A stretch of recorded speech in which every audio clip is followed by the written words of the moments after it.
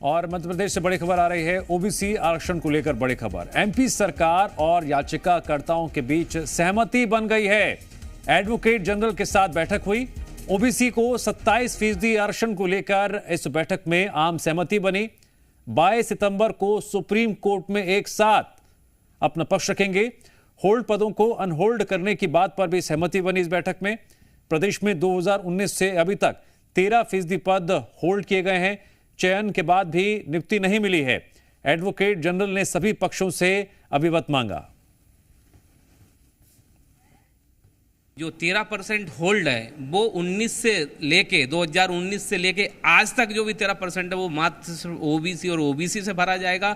हम सब आप मिलकर इसका कैसे हल निकालें, आप सब लोग बैठ के तय करिए। और हम सब लोगों ने एक साथ मिलके आज एक हाथ उठा के सब एक पक्ष में बने हैं और ओबीसी को 27% लागू कराएंगे। ये हम सबकी मंशा है। और उन्होंने ये भी कहा है कि आप अपनी तरफ से वकील दीजिए। हमने 2 नाम दिए भी हैं उनको वकीलों के।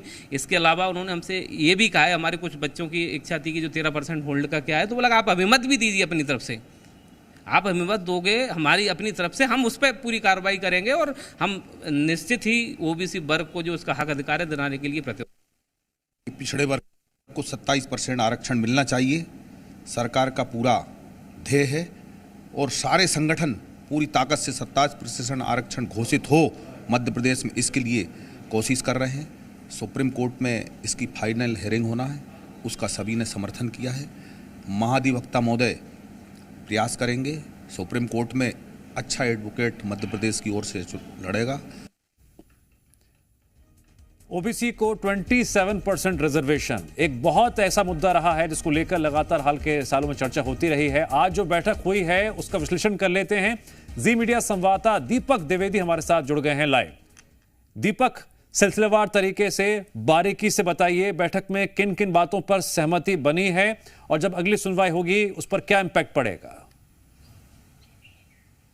जी बता दें कि 22 सितंबर को सुप्रीम कोर्ट में सुनवाई होना है और ओबीसी आरक्षण को लेकर ये सुनवाई की जानी है। 27% ओबीसी को आरक्षण मिले, इसको लेकर लगातार सरकार भी प्रयासरत है और इसको लेकर पिछले दिनों सर्वदलीय बैठक हुई थी और आज सर्वपक्षीय बैठक हुई है। महाअधिवक्ता प्रशांत सिंह के साथ ये बैठक हुई है। अलग अलग ओबीसी वर्ग के जो संगठन हैं उनके पदाधिकारियों के साथ बैठक हुई है। कुछ पार्टियों के नेताओं के साथ भी है। करीब 4 घंटे तक एक होटल में बैठक चली है जिसमें 5 बातों पर सहमति बनाने की बात हुई है। करीब जो 13% तक अनहोल्ड करने हैं पद जिन्हें होल्ड किया गया है उसे वो बहाल किए जाए और 2019 से लेकर जो अभी तक एग्जाम हुई है उनमें सबको बैकलॉग में फिर नियुक्तियां दे दी जाए। जो पास अभ्यर्थी है उन्हें सबको नियुक्तियां दी जाए। इसके अलावा आगामी समय में जो ओबीसी है उनकी जो अलग अलग मांगे हैं उसको लेकर इसमें चर्चाएं की गई है। पर प्रमुख बिंदु यही रहा है कि सब एकमत होकर जो 22 तारीख को सुप्रीम कोर्ट में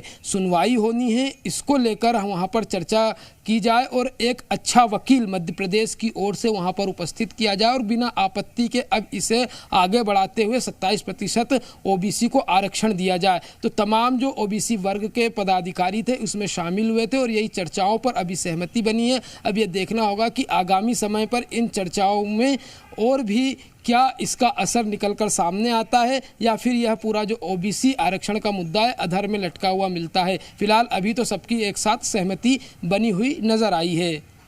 ठीक है दीपक, इस पूरे मामले को लेकर कई ऐसे सवाल भी रहे हैं जिसको लेकर एक सहमति नहीं बन पा रही थी, लेकिन इस बैठक के जरिए एक ऐसा रास्ता अख्तियार किया गया है जिससे अब कई पक्षों को कह लीजिए कि एक पक्ष हो गए हैं।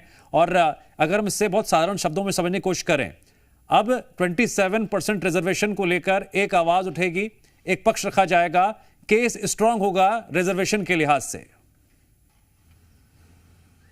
जी बता दें कि हाँ, इसको लेकर जो पूरा रिजर्वेशन के लिहाज की बात करें तो एक साथ सबको एक मंच पर रहे, क्योंकि बाद में कोई फिर वापस से याचिका लगाने के लिए सुप्रीम कोर्ट न पहुंचे और इसी के साथ एक मत होकर जिसमें याचिकाकर्ता, वकील और सभी दल के या सभी पक्ष के जो ओबीसी के लिए काम करते हैं, चाहे ओबीसी महासभा के अध्यक्षों की बात करें या अलग अलग वर्गों के अध्यक्षों की बात करें, उनके साथ यहाँ पर 4 घंटे तक बैठक की गई है और उसमें एक ही सहमति बनी है कि हम सरकार के साथ हैं, जल्द से जल्द ओबीसी आरक्षण जो 27% है उसे लागू किया जाए और जो पूर्व में 13% होल्ड किए गए उन्हें अनहोल्ड किया जाए। ठीक है दीपक, जानकारी के लिए आपका शुक्रिया।